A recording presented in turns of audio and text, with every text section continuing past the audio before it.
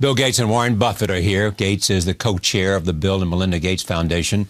The philanthropy focuses on education, poverty, and global health. Warren Buffett is chairman and CEO of Berkshire Hathaway. The company is one of the most successful companies of the last 5 decades.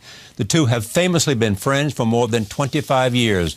Together, they started the Giving Pledge in 2010. The initiative encourages the world's richest to donate the majority of their wealth to philanthropic causes. Buffett pledged the bulk of his wealth to the Gates Foundation in 2006 and has since given more than $24 billion to charities. I am pleased to have both of them back at this table. Welcome. And I have to say, in the interest of full disclosure, we just did something like this at Columbia University with 1,000 students. You do this before. There is something special about the curiosity and the interest of young people, wanting to know how do they learn from you, wanting to know if you were starting over, what would you do, wanting to know about values. You do a lot of this.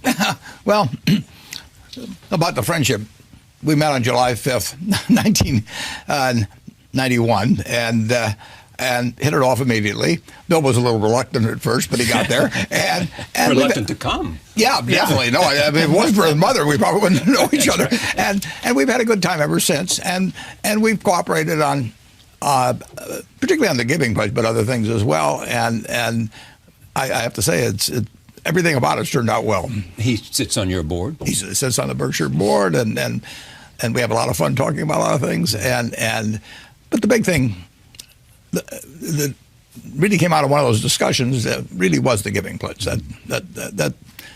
That's worked out so much better than I ever anticipated, Charlie. I mean, I thought if we got 30, 40 people, you know. And how many have you?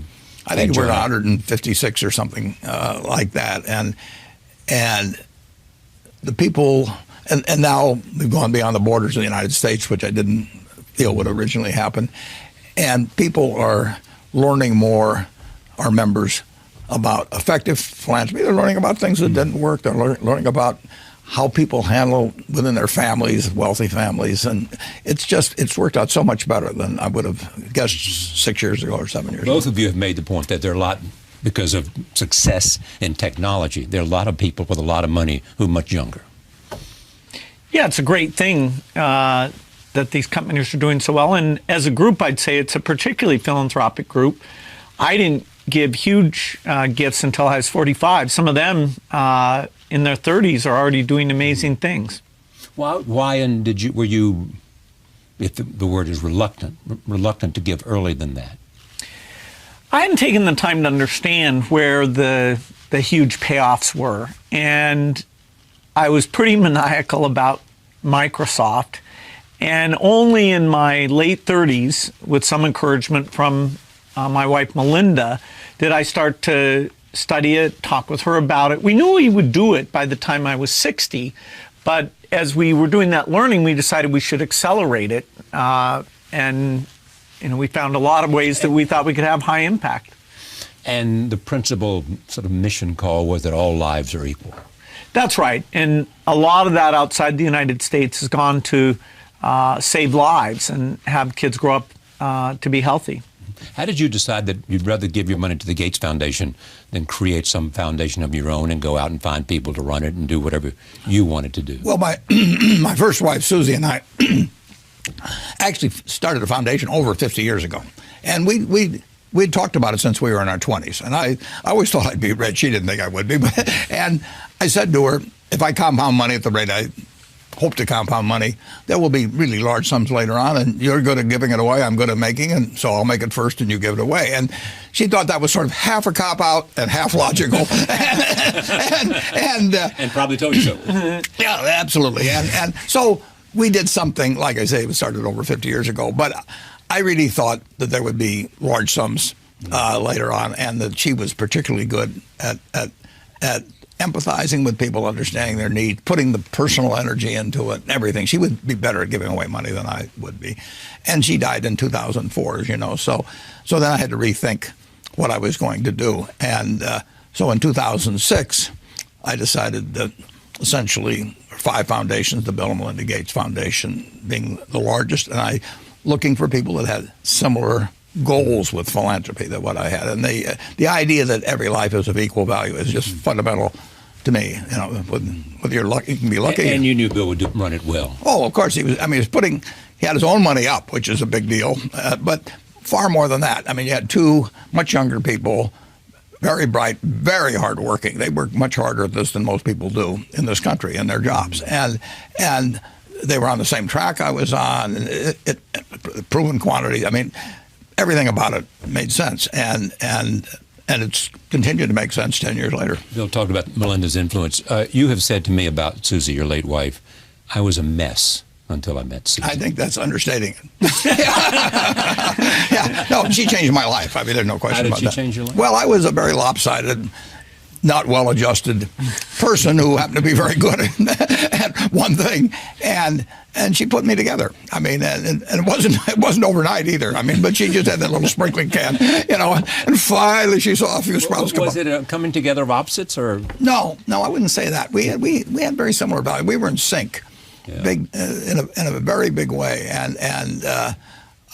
but she was way more mature than I was. She was 19 when we got married. I was 21, but I was about 12 emotionally, and she put me together. And like I say, it took time, but it changed my life. I mean, I would not have had anything like the life I have had. And what did Charlie Munger add? Well, Charlie Munger is my partner of 57 or 58 years, and he's extremely wise. He's a wonderful friend. We've been partners that time, and he's strong-minded. I'm strong-minded. We disagree. Sometimes we have never had an argument in that whole time, and we never will. And never had an argument? Never had an argument. I will. That's absolutely true.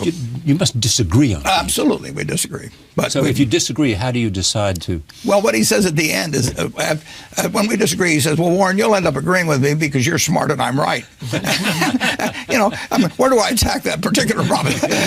But and often figure out I'm right. Often he's right. I have to say that. No, listen, I respect his opinion enormously, whatever he gives it to me. I respect Bill's opinion. I mean, it's more fun doing things with partners. I mean, the most fun is obviously a marriage partner, and that's the most important relationship. But having a business partner, if I'd done everything I'd done, it wouldn't have worked out this way. But let's say I got double the results. It's been more fun doing it with Charlie. Who says no to Bill Gates? Well, Melinda's the one. I've seen it happen. It's great when somebody knows, when you might move too fast or be over optimistic, and if a team comes in and I'm pointing out things we haven't done, and maybe they're not as motivated afterwards, so they can get me to correct that. I've matured a lot, and I give Melinda immense credit. She still has work to do, but I think I'm getting there. And complementary strengths where you share the same goal is a great thing. I had that with Paul Allen in the early days of Microsoft. I had that with Steve Ballmer as Microsoft got going. Now, both in my family life and the foundation, it's Melinda. How much time do you spend at Microsoft?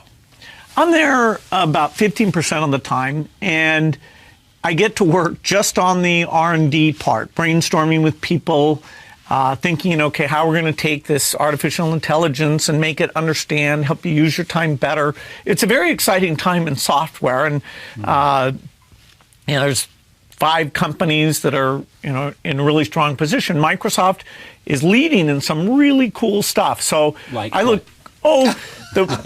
way that a business takes information about customers, about communication with customers, looking at data, that mission of really using data and AI and getting the productivity of all those workers up because they see more information. Microsoft is the leader in that, and it's a wonderful niche. It's a multi-$100 billion niche that they're strong in, and that they will be innovating along that line more in the next 2 years than ever in our history. You have a passion for artificial intelligence. You do. Yeah, it's the ultimate dream when you start working on software is the kind of deep understanding and intelligence that humans have. So it's been the holy grail of when can the computer learn to play games? When can the computer learn to read? When can it understand speech? And things like speech and vision have made such progress in recent years. I mean, you've been tracking this and exposing your viewers to some of it, because I can't overstate that even for people in the field, it's a pretty magical time. And its potential is to do what? Change everything? Well, in the first instance, to be the best assistant ever, to look at all your information and help in the few minutes between meetings what you should look at, or when you're trying to plan a trip, organize things, to be a much, much, much better assistant than it is today. And then eventually certain mechanical tasks like warehouse work or driving, that it would take that over. But for intellectual work, it will just magnify the creativity and make your time more valuable. Are you interested in technology? I don't have enough. I don't think I have a natural bent that way to start with, and I'd be so far behind. I never would catch up with people that have been working on it, and it would not be a game I would be winning. Is a principal criteria for you understanding the business? Yeah, I have to understand the business, and there are lots of businesses that I don't understand. Some of them may be almost ununderstandable, and others are just outside my sphere of confidence. But you do have people now that do have that kind of expertise, or you have brought in. I have two people who themselves have different circles of competence, but they aren't chosen because they have a different circle or anything. There's a lot of overlap. There's overlap between them. And the important thing, is not how. It's nice to have a huge circle of competence. It's much more important to know where the limits are of it. You can do very well if you only understand 5% of the businesses in the country, and find plenty of opportunities. And you know which five. That you've got the 5% are in that circle. I mean, you made a huge purchase in 2016. Precision was bought in 2016. Yeah, it was bought in 2016. $37 billion. Including debt, 33 or 4 billion of cash, and assumption about 4 billion of debt. Is it harder and harder to find an acquisition candidate because? Sure. I mean, we got to move a needle on 400 billion of market value, and if we make $1 billion, we're talking 1/4%, and that's after tax. I mean, that's more than $1.5 billion pre-tax. So it's hard to find things. I would do better percentage-wise if I was working with a much smaller amount of capital. How do you find them? It's interesting. I'll get a call. I'll be sitting thinking, and I mean different things. In terms of buying private businesses, it's because I get a call from a private seller. But occasionally, I just decide to act, and we never do anything unfriendly. But in terms of buying whole businesses, but I mean, are there people who know you and are close to you on the lookout for you, or not much? It's not much. Unlikely that. No. Charlie, we've net bought $12 billion of common stocks since the election. Now it's in my mind which ones I pick. Now, the guys that work with me, the two fellows, they probably bought a little bit or sold a little bit too. But those are ideas that I've either come at it from a different slant in some way or whatever it may be. Is airlines one of those? Well, it was showing. I won't tell you anything. We're buying or selling now. It was showing on September 30th that we own some airlines, some stocks. And so, why did you do that? Well, that I won't get into. But it was. It was in large part my decision. The old joke is, as you know, absolutely. How do you become a millionaire? Start as a billionaire and buy an airline. There's no question that it's been a graveyard for a lot of money. Yeah. But transportation has been something. Yeah, but they're not related. The railroads and the airlines are not related at all. They're different kinds of businesses. You can't move the track. You can move planes around, and you can't go into. I mean, airlines attract people just by there's a certain romance to it, like Hollywood does or something, and so you can actually go into the business. And more than 100 airlines have gone broke, in the last 20 or 25 years or something like that. So it's a different sort of business. How has knowing Bill changed or influenced or enhanced your sense of the way the world works? Well, I learned from him. I like to learn from all friends, and Bill happens to be a particularly good source. But that's the fun of having friends, Charlie. I don't think I would. be hard for me to be a friend with anyone that I don't learn something from. And they probably get kind of bored with me, and I get bored with them. Yeah. Who's that guy talking about stocks? You know? And Bill, what have you learned from him, being associated with him? Well, an sitting on his board immense amount. He wrote an article for Fortune magazine that I read before I met him about that it's not necessarily a good idea to leave large sums to your children. So that was pretty fundamental, and I remember reading that, and I was convinced that was right, and it meant, wow, now you have to think of how to give it away. I also remember Warren showing me his calendar, and I love this. I had every minute packed, and I thought that was the only way you could do things. And the fact that he is so careful about his Can I show this to the audience? He has days that there's nothing on. Absolutely. Yeah, I'm trying to show. The best. And well, this is October. It's very high tech. Be careful. You might not understand. I'm going to hold. I'm not going to show the thing. But this is the week of April, of which there are only 3 entries for a week. Yeah, there'll be 4 maybe by April. File tax. So that taught you what? Not to crowd yourself too much and give yourself time to read and think and right. That you control your time, and that sitting and thinking may be a much higher priority than a normal CEO who, there's all this demand and you feel like you need to go and see all these people. It's not a proxy of your seriousness that you filled every minute in your schedule. And people are going to want your time. And it's the only thing you can't buy. I mean, I can buy anything I want, basically, but I can't buy time. And so to have time is the most precious thing you can have. I better be careful with it, man. There's no way I will be able to buy more time. And living in Omaha makes that easier. That makes it a lot easier. I for 50, whatever it is. 50, well, then for 54 years, I've spent 5 minutes going each way. Now, just imagine that was a half an hour each way. I know the words to a lot more songs, and that's about it. It adds up, doesn't it? Yeah, it really adds up. Add up. No, if you're talking an hour a day difference coming and going, and that's 2.5% of the person's work week. That means 40 years. You're talking about a year. Do you agree politically? On almost everything. A general sense that you've got to keep the economy turning up, greater output, and that you have to allocate it in a fair way. Yeah, that basic framework we see very much the same.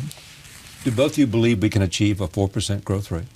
That's pretty high. High. But we just, like 2016, I think the last quarter was like 1.6 or something. Charlie, a 2% growth rate, if we have a little less than 1% population growth, which we probably will, in one generation, 25 years now, people have kids a little later, will add 19,000 per capita, family of 4, 76,000 to real GDP. So there will be family of 4 on average. There would be 76,000 more stuff per family of 4 in one generation. I mean, we are going to have more, and the goose is going to keep laying more golden eggs. I mean, and we've got a wonderful system. Well, but there are certain things that could get in the way of that. 2%? I think we'll do 2%. Well, you'll do 2%. Yeah, and 2% will produce miracles.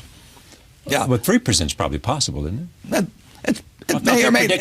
It could be, but that would be fabulous. Right. But 2% will produce 19,000 per capita. That's greater than exists in a whole lot of countries. That will be added. The question is what we do with it. How do you see the future of China?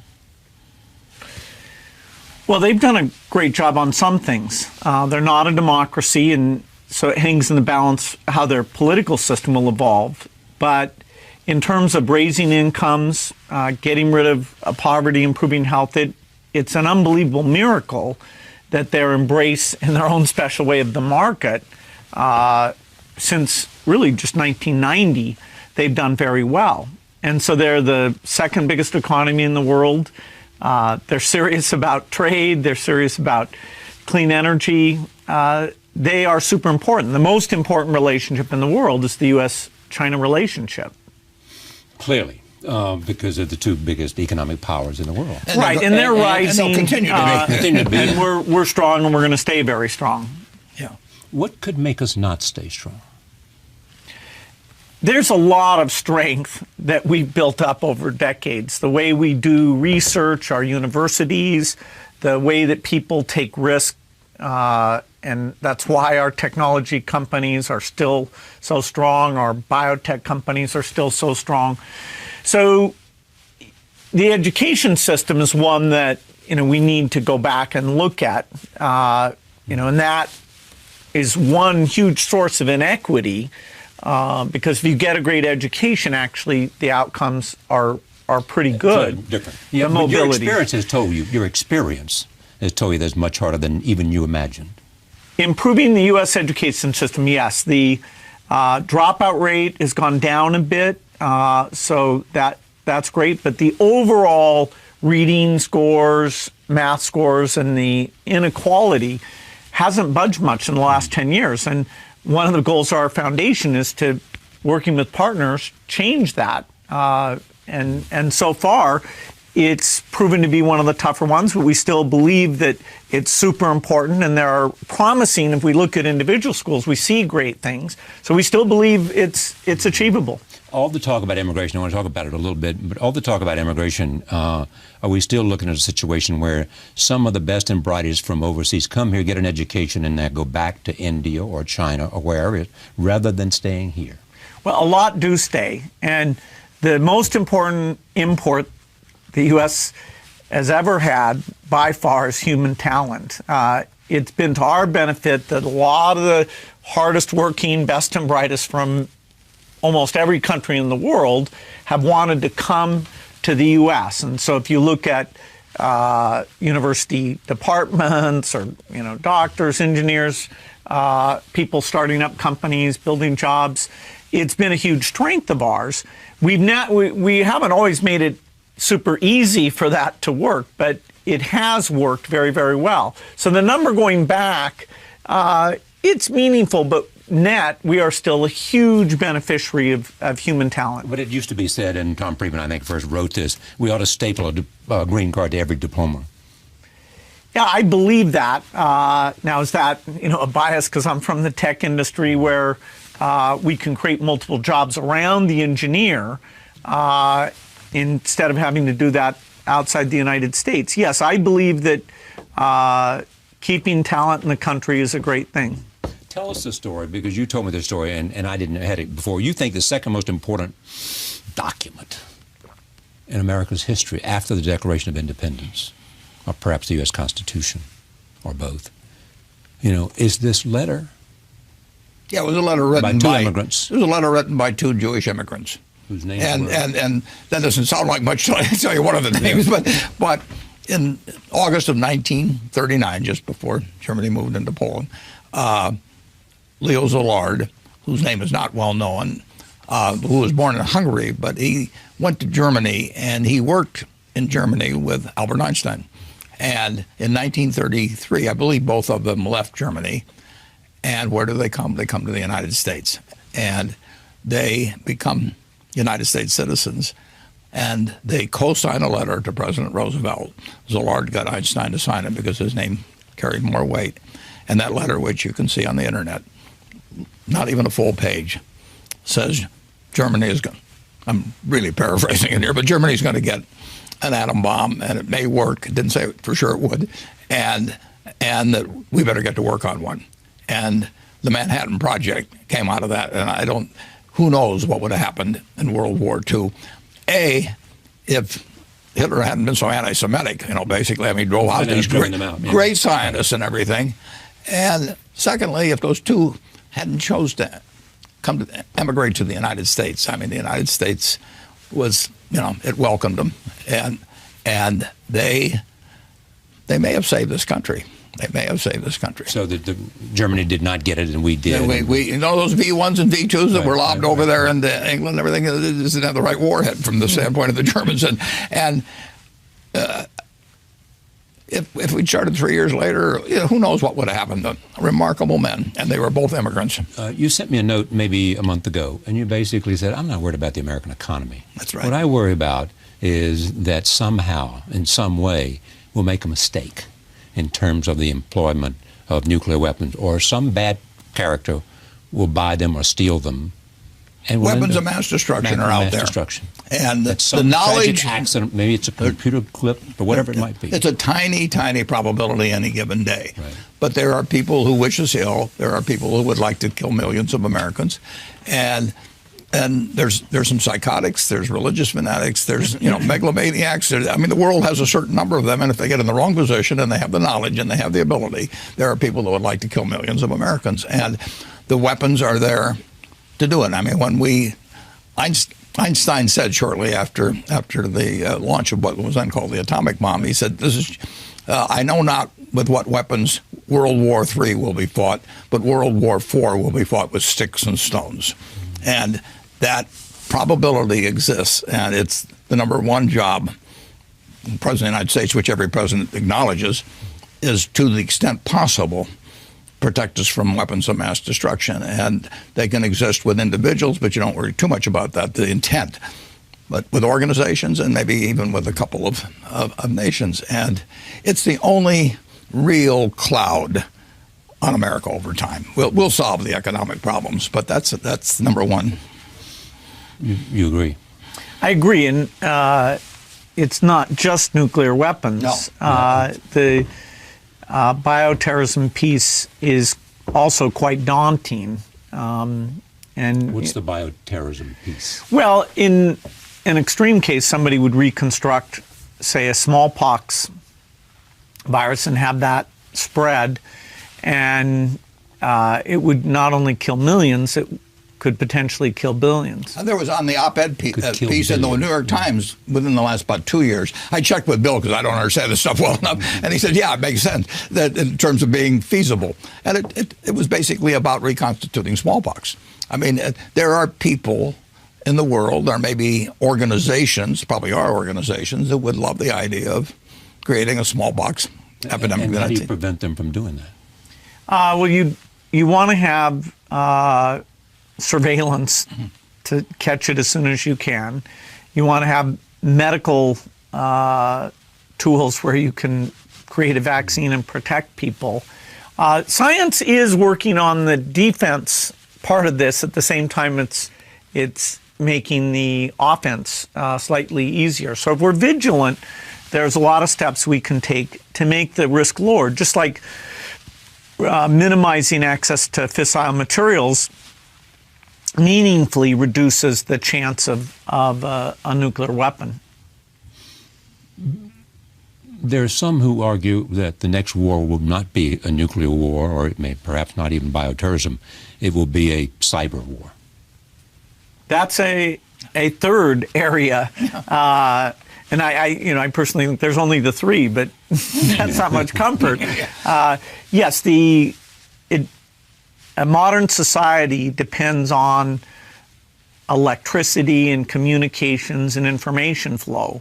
And if you can, for a substantial period of time, disrupt that, then a lot of systems, including how a hospital organizes itself or how food gets moved around, financial institutions, or an airline decides what to do, or bank accounts, what was that bank account supposed to be? And so a lot of experts in government and companies now are spending time thinking about, okay, how do you minimize that? How do you have duplicates, backup? A lot of sophistication going into that. Can the United States risk a trade war with China or with Mexico, or will it have a significant? It's not a good idea. Not a good idea. Trade benefits. Yeah. The problem of trade is that the benefits are diffused and invisible. So you don't walk in and buy a pair of shoes or some underwear or anything, and it says you just saved 12% because this was purchased somebody. So 320 million people are buying things. The bananas come from Central. They're buying things cheaper than they would otherwise. But the harmful effects, taking somebody out of a job they've had for 25 years when it's too late to retrain them for anything, they're very specific and terrible. Now, what you want to figure out a way is to keep the societal benefits and take care of the people that really are they're the roadkill, basically, in this. And there will be roadkill. I mean, there's no sense kidding yourself. I mean, we started with a textile mill at Berkshire. Half our workers only spoke Portuguese. They worked in hot conditions, loud conditions, and they spent 20 or 25 years on looms. When textiles moved elsewhere, their lives, economic lives, were ruined. And that is going to happen. That is part of trade. And the benefits, somebody buys whatever textiles we were turning out, handkerchiefs or anything, they may buy them a little cheaper. And we've got to keep the trade benefits everybody, us and them. As a society, it penalizes certain people terribly. And we've got to take care of the people that are getting hurt because we've got the resources to do it. And take care means what? It means that somehow you have to have some kind of, you got to have retraining and all that when that's feasible. But it isn't feasible when you only speak Portuguese and you're in New Bedford and you're 55 years old and you spent your whole life on a loom. You've got to make sure that person has an income that's commensurate. We can do it as a society, and we don't want to let the individual case prejudice against trade that benefits everybody, but we also don't want to say because everybody's benefited, to hell with this guy. We're rich, we can afford that, and we should do it, and that's how we'll get a good trade policy. Did you appreciate, Bill, the economic insecurity that was out there that Donald Trump was able to tap into politically? No, I'm not an expert on political sentiment, so I was no better at seeing those trends than other people. Or with Brexit and Britain. Again, I was surprised by the Brexit vote. Yeah. And the notion of the populist uprising that are taking place in a sense of feeding off of that. Well, there's no doubt that younger people and urban people, in terms of their social mores and being seen to benefit relatively more from the new technology and things that are out there, there is somewhat of a divide there. The fact that that would lead to these political results is a bit of a wake-up call to say, okay, what is, in terms of economic and social issues, can we, by improving medicine, improving the education system, can we take what the negative views are there and engage in uplift their views of the future? To me, the greatest surprise of all isn't how people voted, because I didn't think of myself as having expertise on that. But this general question, when you say, will your children be better off than you? I believe their children will be better off, but the fact they don't feel that way, that the improvements in health and the new products that will be available to them, and what technology enables them to do and all of that. Right. That is a concern, because if people don't see the arrow of time pointing towards greater things, the idea of doubling down on more research and taking the best education and getting that spread around, it creates a sense of malaise where you don't have the guidance to, hey, some things are working, let's do more of those things. Yeah. But the question I ask also is, could America lose? I mean, if you look at today, we have the best military, we have the best economy, we have the best universities, we have the best talent, and we have the best spirit of innovation and creativity. Could we lose that? I don't think we would. No. I think the odds of losing that are very. This is what you call the special sauce. We've got the special sauce, and we've still got a special sauce. If the rest of the world learns from that special sauce, and it's not a zero-sum game. That's terrific. That is terrific. But it won't deprive us. So overall, in aggregate, our society will be far richer 10, 20, 30 years ago. And if you just take in aggregate, our children will live better. The real question is will it continue to leave lots of people behind? And a specialized market system will leave people behind. There is, if somebody is, however you want to measure it, 10% below average, their opportunities in this world today have not improved at all, from 30 or 40 years ago. The classic situation is you take the Forbes 400 in 1982. Number one guy was Dan Ludwig. No, your viewers have never heard of. And he had $2 billion. Brazilian shipbuilder. Now that it'd be 30 or 40 times that. 30 or 40 times, and this more highly specialized economy, year after year, different from that agrarian economy of 200 years ago. It's going to be more and more people at the very top winning big time, and it really won't do, absent certain types of programs, it won't do much for the person that really doesn't have any special skills for the market. The average person, or slightly below average person in terms of particularly market talents, is not going to do very well unless we have policies to make sure that they participate in some way. And the guys at the top are going to keep doing better. Pardon me? Policies from government. It has to be government. Government is always, the market system is this traffic cop. It directs resources, it directs brains, and it does a great job of it. But if it also directs all the winnings, it will continually favor more people at the top. Government's always government came in with Social Security, and government, redirects the winnings, so it isn't totally the market system that delivers the winnings. But I don't want to kill the market system in terms of producing things at all.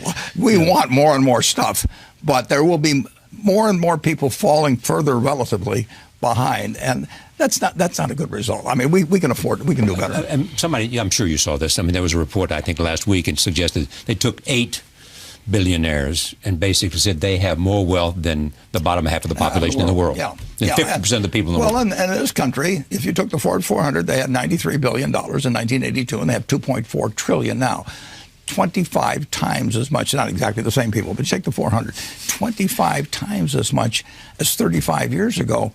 And believe me, that does not strike somebody that's working 40 hours a week and trying to support a couple kids on it and finding, and that their income has remained the same or is less, or they just aren't participating. Or they're threatened by forces they can't comprehend. They can't. The market system just pays more and more. Just think.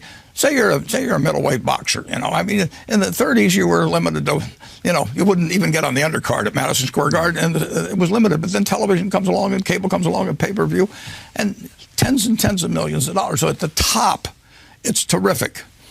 But if you're the 45th best middleweight in the country, it's pretty much the same as it used to be in the 30s. So the spread gets wider. If you're Frank Sinatra, you're a lot better off if you've got television than if you can just play at some theater in New York, like where you started. It's magnified, but throughout. If you've got a good business idea, you can get it capitalized and become worth billions just on the idea. So it's just tougher. Whereas, you go back to 1800, and if you were reasonably strong and willing to work hard, you were worth 90% as much on a farm as the very best guy.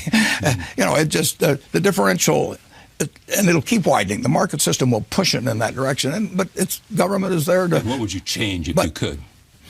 Well, I would change the earned income tax credit big time. Yeah. I am where I am. Not by myself at all. There's 320 million Americans out there, and there's a lot of crosses over at Normandy and everything else, I benefit enormously by having come along when I came along and where I came along, and some people did, and some people didn't. And there's nothing wrong with a market system that rewards anybody that makes life better for millions of people. They ought to get enormously rewarded, but you got to take care of the people that just don't fit well into that particular niche. If this country paid off based on athletic ability, I could study 8 hours a day and and have all these and I'm still gonna I'll get in the ring or something like that, and 10 seconds later I'm on my back. So the talents that get rewarded in a market system are important because they bring us more of the goods and services that the country wants, and they make all kinds of improvements in how we live. Just incredible, but they leave people behind, and it won't be solved simply by education. You want everybody to. And is it the responsibility of government to do something about this? Sure it is. Sure it is. That's what government. Go ahead, Bill. But the government, also has to keep, business in shape, that it has the incentive to do things right. And striking that balance, should be at the heart of political dialogue. You need more golden eggs. I mean, nothing's going to work. You can have the fairest island in the world and two guys who are ethicists living on it and deciding exactly how they should divide up a palm tree. That's the only thing on the island, but it won't make any difference. So beyond national security issues, what do we have to be fearful of in the future? When we've talked about it, some people believe that artificial intelligence offers certain kinds of risk, and you've spoken to that, that it could get out of control, and somehow you've spoken to that, and other people have. What's around the corner that will both benefit us? Artificial intelligence is clearly one of those things too, but also offers a scary world, whether it is gene editing or what of that kind of. When you think about these things. Yeah, gene editing is a good one, where the promise of helping with disease, making plants that are more productive. Gene editing is, playing with the software of life, the ultimate software work. And yet, deciding exactly how it should be used. If you could make sure your child was thin, or, attractive, or had certain other characteristics, is that an appropriate use of the technology? And so society will have some. Answer that question. I'll volunteer for the beta testing on that one. I'm serious, Bill. How do you decide that? Those are government. Is it government questions? It's the whole thing about that. If there's some balance between freedom and security, and what came up in terms of, even in terms of getting inside of a phone in which a terrorist might have left future possible terrorist acts, Well, that's another one where, making sure the government isn't completely blind to what goes on in financial transactions, communications, because you trust that the appropriate policies for when and how government's ability to see information is used. That's another one where there'll be a big debate about, some extremists might say, government really shouldn't see anything. Others would say government should see everything. But I think there's the potential for a best of both worlds approach. If in fact there's some appropriate procedure to get. Right, and we have had procedures. Right. And, some people feel that even so some things went on. So there are voices out there that would tend towards hey, let's not let government see things. And that's another political question. How much do we do gene editing? How much the government has this ability? We need politicians who really draw in great opinions. Running a healthcare system and deciding when people are inventing super expensive treatments, should healthcare demand so much of the economy that investing in education and social services and those things, that'll be another huge problem that will be debated in the political arena. Who has healthcare right? Who's got healthcare right in your judgment? The European countries. Scandinavian or? Well, the UK spends about half as much as a percentage of GDP as the United States. Now, their system has weighting and things like that, but it's hard to express what a mammoth difference that is. I mean, you're talking about almost 9% of GDP difference. That is 1 out of 11 people who go to work every day are the extra healthcare activity here in the United States. So I'm not saying we should just wholesale adopt their system, which is a single-payer system. There are other really good systems that are not single-payer systems. Germany, Switzerland, France, they do quite well. It's one of the few things, access to medical care, is one of the few things that we actually do quite a bit worse than other rich countries. There's some like education that a lot of rich countries don't do a very good job on. This one is where we're sort of uniquely bad. Healthcare and education, we don't do it as well as other people, other industrialized nations. Most rich countries don't do that well on education. And there are pieces like top universities where we are absolutely the best in the world by a lot. So that one, we're more middle of the pack in terms of our achievement. It's healthcare access where you'd have to say we look particularly bad. Is there a ticking clock on global warming? Yes. Fortunately, it's not, overnight. The really big negative impacts are in the, 30 to 70 year time frame.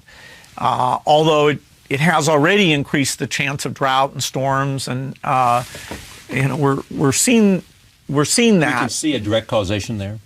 Yes, the heating effect is already there. Now, overlaid with that is the Pacific oscillation and normal weather things. So exactly how much of it is the heating signal versus those other things, you can get reasonable disagreement. But there's no doubt that that's there. The global average temperature is rising, and the droughts, particularly in places like the Middle East or parts of Africa, we're already seeing some of that. And as you go out in time, it gets a lot worse. So changing the energy system, which has a long lead time of invention and deployment, I feel this is one of the most urgent problems. And is the urgent answer finding alternative sources of energy? Finding that magic three characteristics: reliable, clean, and low cost. And there's many paths to get there. And so we have to encourage lots of innovators trying different things. If you could take sun and turn it directly into gasoline, that would be an approach, because that can be stored 24 hours a day and even moved around very well. There's approaches that involve taking nuclear to a new level of safety and a lower level of cost, so that would be a key part of the system. We need to fund a lot of innovative ideas, both governments and private sector. Is your life today more intellectually challenging than when you were running Microsoft? That's hard to compare. I'm on a steep learning curve in both cases. I love the fact that I get to meet great people. I get to see things work, see things that fail. For this stage of my life, I'm in a perfect position. I couldn't be happier. Because you have an influence on Microsoft. I mean, not just being a stockholder. I enjoy going over and sharing my thoughts. Yeah.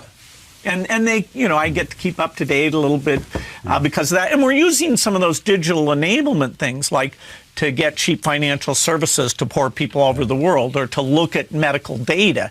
And so staying up to date on the digital piece helps me do my foundation work. I mean, you've said something akin to this. The average person today lives better than John D. Rockefeller did when he was alive. That is true. The richest man in the world at the time. Yeah. Lives better. You live better, and in terms of your entertainment choices, your travel choices. I mean, John, he couldn't buy them. And that's in one lifetime. It's amazing. What brings you the most satisfaction beyond family? Well, my greatest satisfaction is just staying in good health. I mean, when you're 86, you look at this a little differently.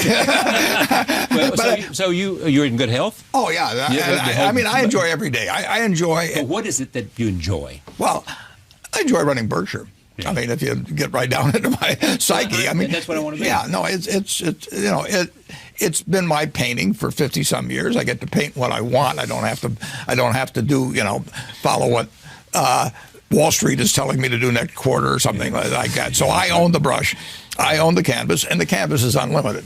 Now that's a pretty nice game, and I get to do it every day with people I like. I don't have to associate with anyone that causes my stomach to churn. If I were in politics, I'd have to smile at a lot of people that I want to hit. You just don't talk to them. It's really, I've got a good deal. I'm hanging on to it. I often repeated the story. Brooke Asher once said to me, I spent too much of my life worrying about what people thought of me, and then I only care about what I think of them now. Yeah, well, Brooke, I love Brooke. She was good. I only want to see people that I like. Yeah, and my business is, I'm lucky that way. I mean, business is so much easier than philanthropy. Philanthropy may be a whole lot more important, but in business, you're looking for kind of easy choices. You're looking for people that you like to associate with, and I mean, to an extent, I can create the world around me. You're saying to me, if somebody walked in your door and they want you to buy their company, and you saw it as a golden goose run by with a farmer I didn't like. I would say no. You'd say no, because even though you knew it would. Charlie, marrying for money is probably a bad idea under any circumstances, but if you're already rich, it does not make any sense at all. But the satisfaction, I mean, what's the metric of satisfaction? It's really doing a decent job of running a place that it's harder to do because of size, but over time. But it's working with a whole lot of people on interesting. It's like Gene McCarthy said about being a football coach. I mean, it's just difficult enough to make it interesting, but really isn't that hard when you get all. McCarthy said that? Yeah. Well, he had a way of getting people a little irritated sometimes. What brings you the greatest satisfaction, Bill? I think learning things and making breakthroughs, after all the great family stuff, that is a lot of fun. Every once in a while, if something really makes sense and you can teach people about it, share an insight, I think that's also very satisfying. When I sit down with Melinda to write the annual letter, the idea of, okay, I've had a chance to see things. What could I share that is really succinct, that might be helpful to people? That is fun. It's hard. It doesn't happen all the time. But between my learning and being able to share where I see, oh, this is really simpler than I thought it was, that gives me great satisfaction. I would say this too, Charlie. Now at 86, I mean, I've seen a lot of people that have gotten older, and I've never seen anybody that is 70 or pick an age who felt good about their children that felt bad about their life. In all my experience. I mean, you've never seen anybody who felt good about their children that also felt bad about their life. Yeah. And I've seen plenty of people with lots of money where it hasn't worked out well in the family. They didn't feel good about their children. Or the children didn't feel good about them. I mean, but whichever way. I mean, but they failed at the most important teaching job they had in personal relationship, and sometimes it happens for extraneous reasons. But I really have never met anybody, regardless of their economic circumstances, who felt their life was a failure. Who felt they'd been. If their children had become, if they love their children, and the children were doing. Yeah, absolutely. They felt good about what they brought them into the world when they their achievements, and they felt like they had equipped themselves for the future. Yeah, I knew one fellow was extraordinarily rich. He'd put a lot of money in his kid's name. He didn't want them to have any control over it. Once a year, he would have dinner with them and try and get them to sign their income tax return in blank. Now, just imagine that. With in this case 4 kids. None of them, he wanted to have enough confidence in them or to have. It's just crazy. I mean, he would woo them during this dinner, and they knew exactly what was going on. And once a year, and then he'd bribe them sort of to sign their income tax return in blank so he could file, and they wouldn't know what they had. I mean, that when you have adults, I've seen just time after time when people have been successes. I've seen plenty of the other too, but successes at business, a failure, and I don't think they feel that good about life. Thank you for coming. Great to see you. Bill, thank you very much. Bill Gates and Warren Buffett for the hour. Thank you for joining us. I should mention on HBO on January 30th, there is a film called Becoming Warren Buffett, in which you will see a remarkable sense of the evolution of a human being and surrounded by family, but also the lessons and the experiences that 86 years have given him. See you next time.